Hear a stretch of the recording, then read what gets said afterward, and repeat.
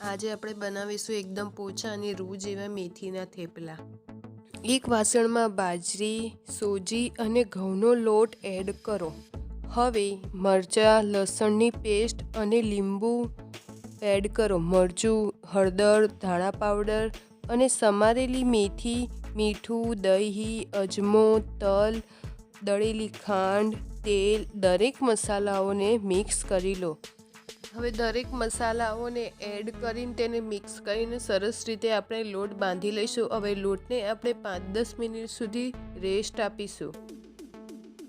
એક ગુલ્લો કરીશું, તેની પર થોડું લોટ સ્પ્રિંકલ કરીશું। ત્યારબાદ લોટને હલકા હાથે સરસ રીતે વણી લઈશું।